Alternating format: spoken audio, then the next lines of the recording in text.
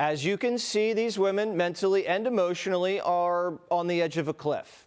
It only takes the slightest push for these babes to transition into vigilantes. But sitting members of Congress are justifying murdering men in uniform.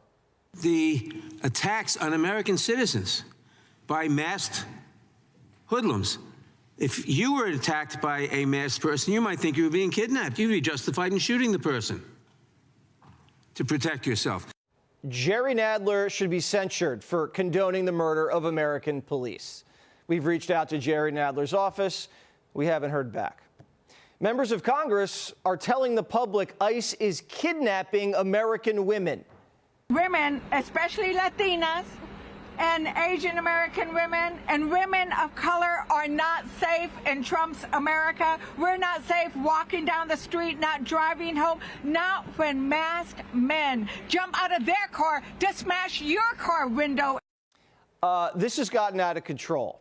Politicians are terrifying the public. Politicians are supposed to lie to the public to keep us calm, okay? Like when they capture UFOs, they're supposed to tell us nothing to see here, just go about your business. Politicians aren't supposed to purposely lie to cause mass hysteria and tell us they're armed kidnapping rings, stealing spicy Latinas from the street, especially when actual Latin gangs are doing the kidnapping, the sex trafficking, and the torture. Just to be clear who the good guys and the bad guys are, Noam's buying everyone body cams. Noam says there's going to be body cameras available. Does that make a difference to you? It's too little, too late, you know. And I don't know if the cameras will be on all the time. Often what we've seen is that just before the heinous acts, the camera has been turned off. Okay. Shree's saying that ICE agents are going to turn off their body cameras right before they throw young Asian women in an unmarked car where they're going to commit heinous acts upon them. Is this Shree's fantasy? What kind of sick people are we dealing with here? Who thinks of this stuff? First, they said illegals are like Anne Frank, hiding in the attic. Now they're calling ICE the Jews. Minneapolis, which is currently under occupation, for us to dismantle this department that is not just rogue, but unlawful.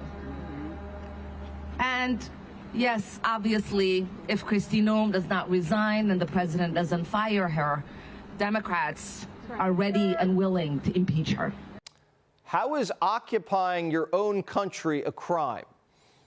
Is Minneapolis on a reservation? How come Omar can enforce a border, but Trump can't? Now, if you thought the daddy issues couldn't get any worse, Democrats are making posters of Stephen Miller and putting them up on their walls.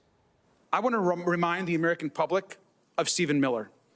There's probably no single person in this government has done more damage and more harm to people across this country, immigrants and U.S. citizens, in the terror that is happening across this country than this man right here. You know where Congressman Garcia was born? Peru. Where's his dad? We don't know. Mommy brought him over here when he was 5. He was illegal for a few years. Then someone gave him a green card. Garcia marries a guy and somehow gets elected to represent Long Beach, California. His district is 2/3 Hispanic and crawling with illegals. Now he's the first openly gay immigrant congressman. You see what's going on here? This guy Garcia is way out of step. 2/3 of the country want the state and locals to cooperate with ICE and get the illegals out. This is like trans all over again. Democrats are way out on a limb. A lot of this noise is coming from California. We know why. One of the reasons, celebrities get in your head. You didn't hear this same type of uproar from celebrities in Hollywood when the previous administration allowed an invasion of our nation's borders and allowed innocent women and girls like Jocelyn Nungaray and Laken Riley to be killed and raped and murdered. Hollywood is an industry that has a nasty reputation for exploiting women. The casting couch, Cosby, R. Kelly, Harvey Weinstein. We all know how women get their roles there sometimes. It's an open secret. Isn't it strange that Hollywood doesn't want to protect women from rape and save kids from getting molested? That's weird. What's that about? Biden let hundreds of thousands of children get trafficked into sanctuary cities, and they're fighting to the death to keep them there. We do not need a surge. They know that if you come after New York City, you will destabilize the economic engine of the country. You do not want to go there. Biden's migrant wave punched a $12 billion hole in New York's budget, sent crime to record highs. Rent went through the roof. Traffic and homelessness exploded. That's what destabilized New York. It got so bad, taxpayers fled to Florida and even Connecticut. Open borders are a weapon aimed right at the heart of America's most beautiful cities. This is what Cuba did. Peter Schweitzer articulates it in his latest book, The Invisible Coup. Castro put 150,000 Cubans, the dregs of society, on boats and sailed them to Miami, and they blew up South Florida.